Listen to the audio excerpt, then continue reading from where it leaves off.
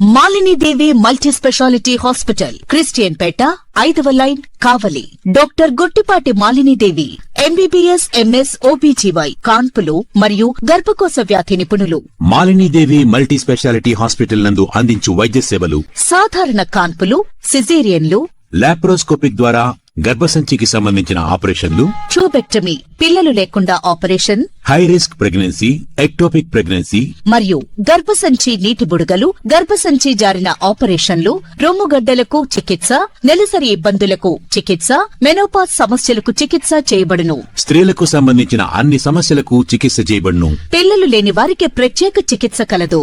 ముఖ్య గమనిక: మా హాస్పిటల్ నందు కాన్పోయిన తరువాత తల్లి బిడ్డను ఉచితంగా మా వాహనంలో క్షేమంగా ఇంటికి చేర్చబడును. మా హాస్పిటల్స్ ప్రత్యేకతలు: ICU, lab, AC and non AC rooms, 24 గంటలు మెడికల్ షాప్, ప్రతి రూమ్ నందు వేడి నీటి సదుపాయం కలదు.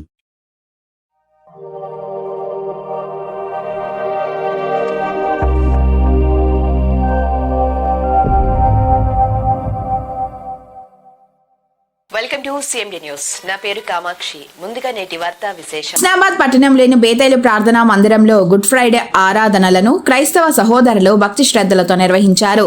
చర్చి పాస్టర్ కె ఇజ్రాయెల్ ఆధ్వర్యంలో యేసుక్రీస్తు సిలువలో పలికిన 7 మాటలను ధ్యానించారు. ప్రత్యేక గీతాలు, ఆరాధనలు, ప్రార్థనలు చేశారు. ఉపవాసాలు చేసిన క్రైస్తవ సహోదరులకు పండ్ల రసాలను అందించారు. లోక కళ్యాణార్థం యేసు ప్రభుల వారు శుక్రవారం సిలువలో ప్రాణత్యాగం చేశారని, 3వ రోజు ఆదివారం ఉదయం మృతుడై తిరిగి లేచారని పాస్టర్ కె ఇజ్రాయెల్ ప్రబోధించారు. పేరు పెట్టి మాటనం సమాప్తమైనదని సేవలో పలికినటువంటి శ్రేష్టమైన మాటను బట్టి వందనాలు చెల్లిస్తూ ఉంటున్నాం.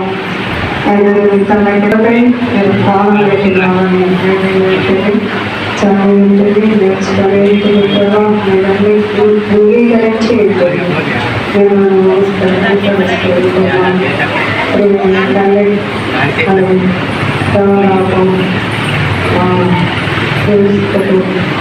సంవత్సరం ఉన్న తర్వాత లోకానికి వచ్చి ఆ బరులకు మీరు సమాప్తి చేసినందుకని మీకు వందనాలు అర్పిస్తూ ఉంటున్నాం.